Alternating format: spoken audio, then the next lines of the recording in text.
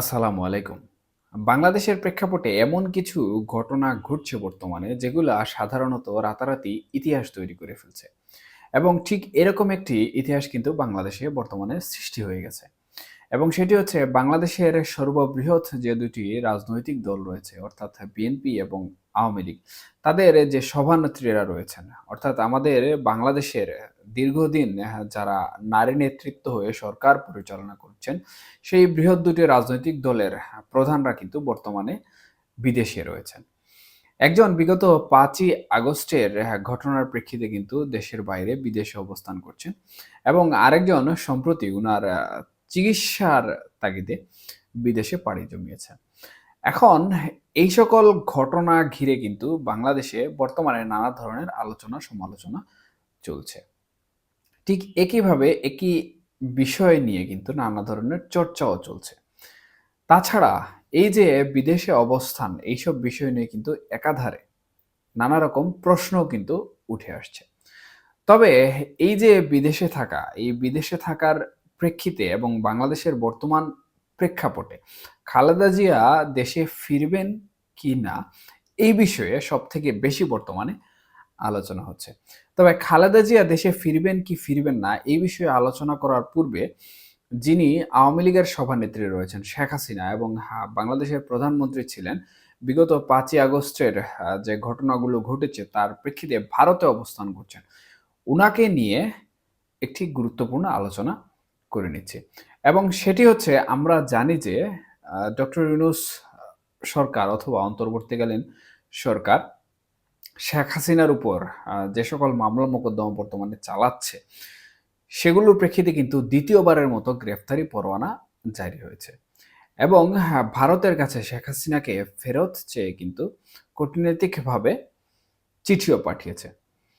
এবং সম্প্রতি আমরা লক্ষ্য করেছি যে অন্তর্বর্তীকালীন সরকার কিন্তু বিভিন্ন গণমাধ্যমের বরাত দিয়ে ভারতকেও জানিয়েছে যে শেখ হাসিনার পাসপোর্ট তারা বাতিল করে দিয়েছে। এদিকে এই ঘটনাগুলোর প্রেক্ষিতে উল্টো ভারত যে কাজটি করেছে সেটি হচ্ছে শেখ হাসিনার যে ভিসা রয়েছে সেখানে অবস্থানের সেই ভিসার মেয়াদটি তারা বৃদ্ধি করে দিয়েছে। এবং এই ভিসার মেয়াদ বৃদ্ধিকরণ বিষয়টি আপাত দৃষ্টিতে সহজ এবং সাবলীল মনে হলেও এটি কিন্তু আওয়ামী লীগের জন্য খুবই লাভজনক এবং শেখ হাসিনার জন্য কিন্তু অত্যন্ত গুরুত্বপূর্ণ ট্রাম্প কার্ড। দেখুন, এখানে অন্তর্বর্তীকালীন সরকার যখন শেখ হাসিনাকে ফেরত চেয়ে চিঠি দিয়েছে, তখন সেই চিঠির জবাবও কিন্তু ভারত কোনোভাবে দেয়নি। এবং তারা শেখ হাসিনাকে দেশে ফেরত দেবে কি দেবে না, এই বিষয়ে কিন্তু কোনো ধরনের কোনো বার্তা এখন পর্যন্ত বাংলাদেশকে দেয়নি। তবে তারা এই যে ভিসার মেয়াদ বৃদ্ধি করেছে, এই বিষয়ের বার্তাটি কিন্তু তারা বাংলাদেশের অন্তর্বর্তীকালীন সরকারকে জানিয়েছে। এবং তারা বাংলাদেশের অন্তর্বর্তীকালীন সরকারকে জানিয়েছে যে রাজনৈতিকভাবে আশ্রয়ের ব্যক্তিদের ভিসা বৃদ্ধি বিষয়ক যে সকল নীতিমালা বা আইন রয়েছে সেগুলো তারা মানছে এবং শেখ হাসিনাকে রাজনৈতিক আশ্রয়ের বিষয়ে যে সকল সুযোগ সুবিধা দেওয়া প্রয়োজন সেগুলো কিন্তু তারা দিচ্ছে। এখানে আন্তর্জাতিক রাজনীতির যে কূটকৌশল সেটি কিন্তু আওয়ামী লীগ নিচ্ছে এবং শেখ হাসিনা সেটিকে খুব গুরুত্ব সহকারে কাজে লাগাচ্ছেন।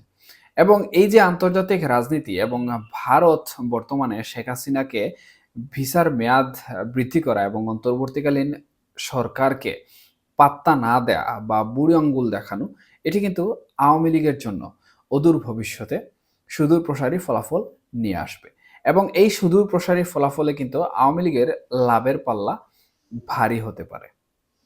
এখন এই প্রেক্ষাপটের আলোকে যে ভারত শেখ হাসিনাকে যে পুনরায় ক্ষমতায় বহাল করে দিবে কিনা, এটি কিন্তু এখানে প্রতীয়মান হয় না। তবে এই যে বিষয়, এই বিষয়গুলো যে আওয়ামী লীগের পক্ষে কাজ করছে এবং আন্তর্জাতিক রাজনীতি যে শেখ হাসিনার পক্ষে কাজ করছে, এটি কিন্তু স্পষ্টভাবে প্রমাণিত হয়। এখন বাংলাদেশে বর্তমানে বহুল আলোচিত এবং সমালোচিত যে প্রশ্নটি রয়েছে সেটি হচ্ছে খালেদা জিয়া দেশে ফিরবেন কি ফিরবেন না, এই বিষয়ে সংক্ষেপে আলোকপাত করে নেওয়া দরকার বলে আমি মনে করছি।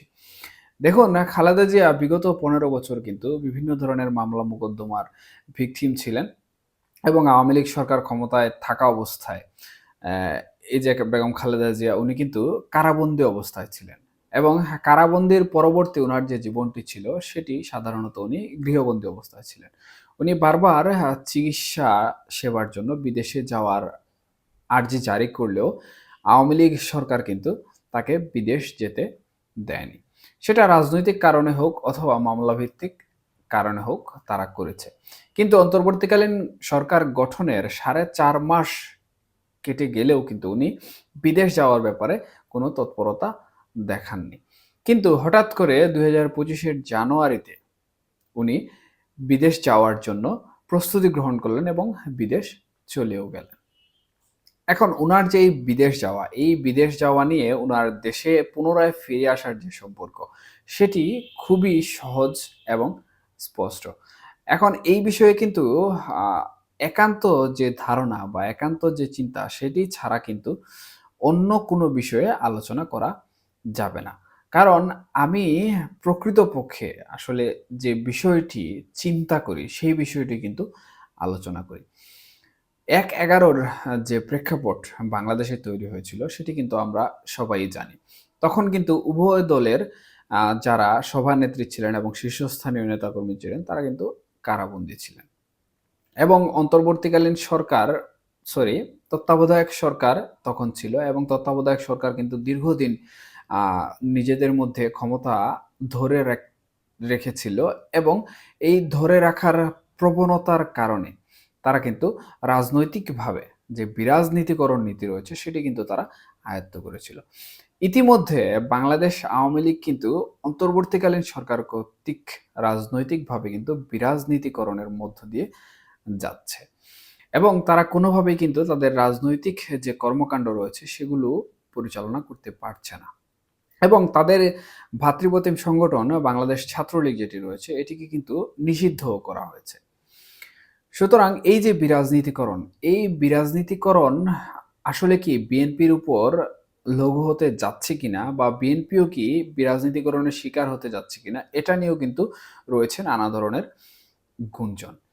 এখন হ্যাঁ, বিএনপি বিগত ৫ই আগস্টের পর থেকে যে সকল ঘটনাসমূহ ঘটিয়েছে বা যেসব কিছুর জন্য দায়ী হয়েছে, তার মাধ্যমে কিন্তু বিএনপির রাজনীতি আসলে কতদূর যাবে বা অন্তর্বর্তীকালীন সরকার এগুলোর জন্য তাদেরকে কি রাজনীতির মাঠ থেকে দূরে সরিয়ে দেবে কিনা, এই বিষয়টি কিন্তু সবথেকে গুরুত্বপূর্ণ।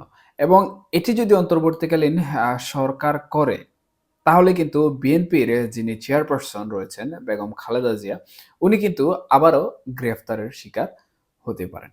সেই হিসাবে আমার মনে হয় না বা আমার যে চিন্তা চেতনা রয়েছে সেটি থেকে আমি মনে করি না যে বাংলাদেশের বর্তমান যে প্রেক্ষাপট রয়েছে এটি যতক্ষণ পর্যন্ত না একটি সুষ্ঠু ধারাবাহিক গণতান্ত্রিক প্রক্রিয়ায় না যাচ্ছে ততক্ষণ পর্যন্ত উনি দেশের মাটিতে আর ফিরে আসবেন। এবং এই সুষ্ঠু এবং ধারাবাহিক যে প্রক্রিয়াটি রয়েছে সেটি হচ্ছে বাংলাদেশের জাতীয় নির্বাচন।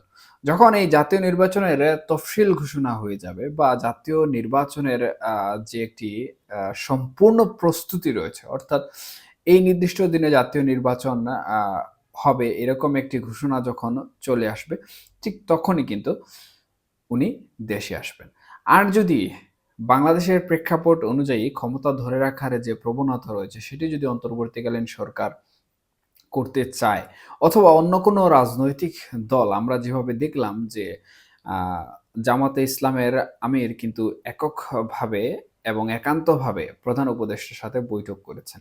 সেই বৈঠকের আসলে মূল তথ্য কি বা সেই বৈঠকের মূল উদ্দেশ্য কি সেটি কিন্তু জানা যায়নি। তবে যদি অন্য কোনো রাজনৈতিক দলের এভাবে একান্তভাবে কোনো ধরনের পরিকল্পনা অন্তর্বর্তীকালীন সরকারের সাথে থাকে, তাহলে এই যে খালেদা জিয়া যিনি রয়েছেন, উনি দেশে ফেরার সম্ভাবনা খুবই কম এবং সুষ্ঠু গণতান্ত্রিক মাধ্যম তৈরি না হলে উনি দেশে ফিরবেন না।